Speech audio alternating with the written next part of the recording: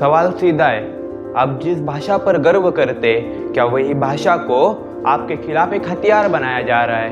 आपको लगता है ये भाषा की लड़ाई है? गलत, ये भाषा का नहीं, पावर का खेल है कॉमरेड। नमस्कार।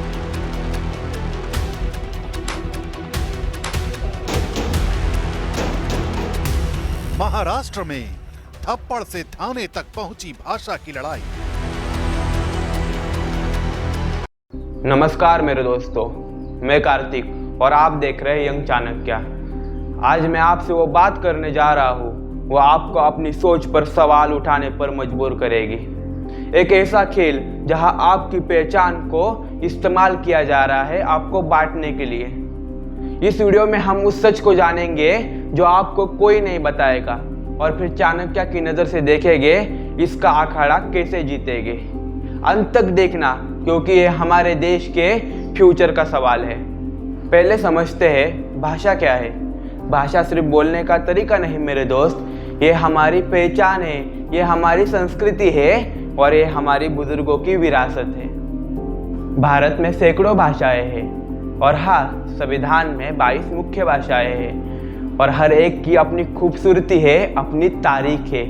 मराठी, तमिल, बंगाली, पंजाबी, गुजराती, कन्नड़, तेलुगु, मलयालम, हिंदी, ये सब हमारे देश की जान है। जब हम अपनी भाषा में बात करते हैं तो हम अपनी मिट्टी से जुड़ते हैं। पर यहाँ एक गहरा डर भी है।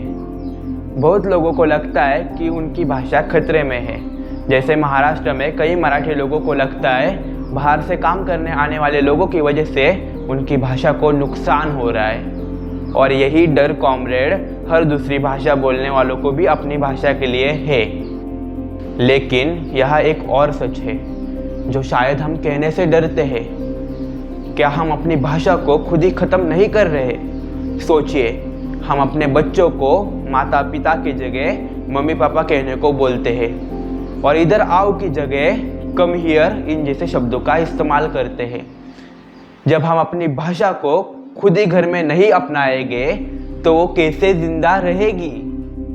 हमारी भाषाएं हमारी ताकत है, हमारी पहचान है। पर क्या यही पहचान हमें एक दूसरे से दूर कर रही है? क्या हमारी खुद की गलती हमें कमज़ोर कर रही है? अब आता है सबसे मुश्किल सच, जब हमारी प्यारी भाषाएं राजनीति का शिकार बन जाती है। राजनीतिक दल भाषा को लोगों की भावनाओं से जोड़कर वोट बैंक बनाते हैं। वो आपको समझाते हैं कि आपकी भाषा खतरे में है या कोई दूसरी भाषा आपकी भाषा को नुकसान पहुंचा रही है। और इसका नतीजा क्या होता है? असली मुद्दे पीछे रह जाते हैं और हम आपस में ही लड़ने लगते हैं। कॉमरेड, इस भाषा की राजनीति का सबसे बड़ा खतरा हमारे इतिहास में छुपा है। याद करो, ब्रिटिशर्स ने इंडिया पर कैसे राज किया। उन्होंने हमें डिवाइड एंड रूल की नीति से कंट्रोल किया। धर्म के नाम पर, जाति के नाम पर और हाँ, भाषा के नाम पर भी उन्होंने हमें बांटा। जब तक हम आपस में लड़ते रहे, वो कमज़ोर करते रहे। अगर हम भाषा के नाम पे लड़ते रहे तो सोचिए, क्या हम कमज़ोर नहीं होंगे? क्या ये किसी और को या किसी और ताकत को हमें कंट्रोल करने का मौका नहीं देगा? ये वही गलती होगी जो हमने पहले की थी। अगर हम भाषा के नाम पर बटे तो नुकसान पूरे देश का होगा। दोस्तों, डरना नहीं है। चाणक्य नीति कहती है समस्या को समझो और उसे ताकत में बदल दो। फिर इस समस्या पे सोल्यूशन क्या है?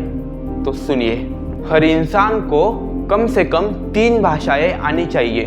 अपने राज्य की भाषा, और हिंदी जो देश को जोड़ती है, और इंग्लिश जो दुनिया से जोड़ती है। अपनी मातृभाषा से प्यार करो, उसे घर में बोलो, लेकिन दूसरी इंडियन लैंग्वेजेस भी सीखो। जो ज़्यादा भाषाएं जानता है वो ज़्यादा ताकतवर होता है। जो लोग एक स्टेट से दूसरे स्टेट में काम करने जाते हैं, टूरिस्ट के लिए हिंदी या इंग्लिश ठीक है, पर जो काम करने जाते हैं उन्हें उस राज्य की स्थानीय भाषा सीखनी चाहिए। ये सिर्फ एकता नहीं, सामाजिक जुड़ाव और स्थानीय अर्थव्यवस्था के लिए भी जरूरी है। अपनी भाषा का पूरा सम्मान करो, उस पर गर्व करो, पर जब कोई आपकी भाषा के नाम पर राजनीति करे तो उस एजेंडा को पहचानो और ये समझो कि भाषा को वोट के लिए इस्तेमाल किया जा रहा है। और कमेंट्स में लिखिए क्या मैं सही हूँ या गलत, और आप अपने देश के लिए क्या कर सकते हैं ये भी कमेंट्स में ज़रूर लिखिए। और अगर आपको ये वीडियो पसंद आया हो तो लाइक करें, शेयर करें और चैनल को सब्सक्राइब करें। मैं हूँ कार्तिक, आपका डिजिटल सोल्जर। ये है यंग चाणक्य। जय हिंद, ओवर एंड आउट।